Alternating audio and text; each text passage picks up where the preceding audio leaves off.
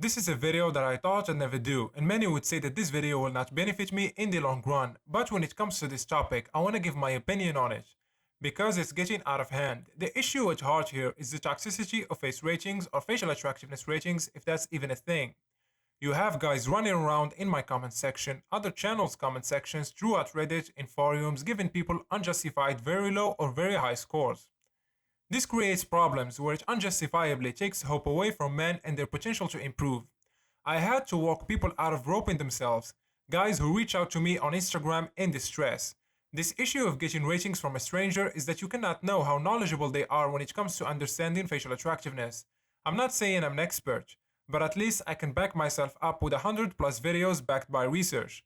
I work with 1,000 plus people and I still have plenty to learn and to improve myself. So this video will be split into two main parts.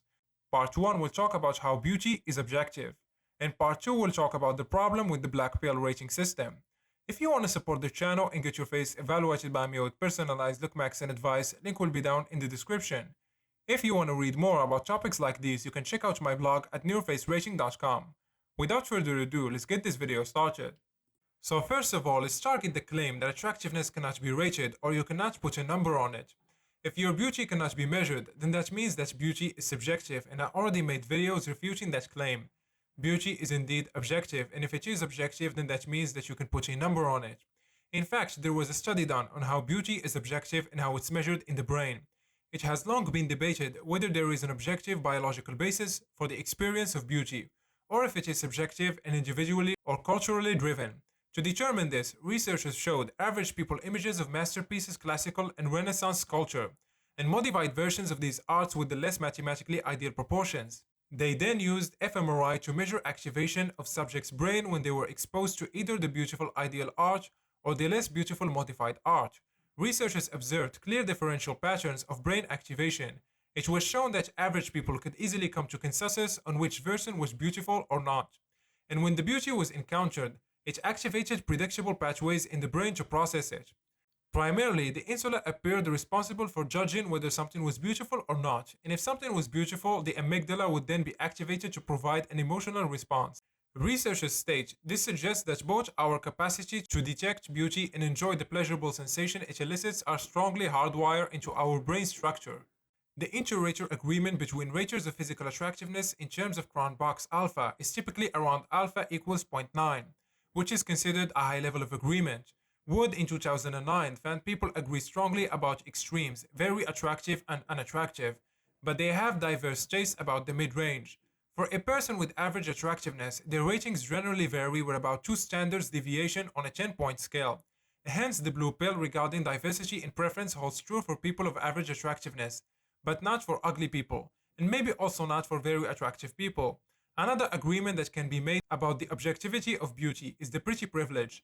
If all people were attractive in their own way, then this means that all people should be benefiting from pretty privilege in work, social life, and relationships. But we all know that only a small percentage of men and women get to actually live life on easy mode and benefit from pretty privilege. So all of what we just discussed should lead you to the conclusion that beauty is not spread evenly throughout the human populace. And if there is a discrepancy in looks, then this means that it can be measured, it just makes sense. Also, plastic surgeons have ratios that measure the facial attractiveness of people with a deep understanding of facial harmony. That's how they make sure the cosmetic surgery is actually successful. Now that we know that beauty is objective and can have a number put on it, let's move on to the next section.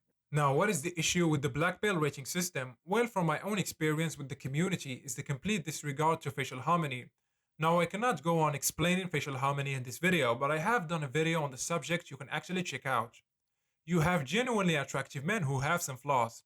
But in some rare cases, you have areas that say, for example, Cillian Murphy, the actor that played the famous role of Thomas Shelby in Oppenheimer, is unattractive because of his large eyes with the upper eyelid exposure, while actually in his case, the feminine eye area contrasts very well with the highly masculine lower third. You have another example of black pillar bashing Zayn Malik because of the ethnicity tags in his close-set eyes.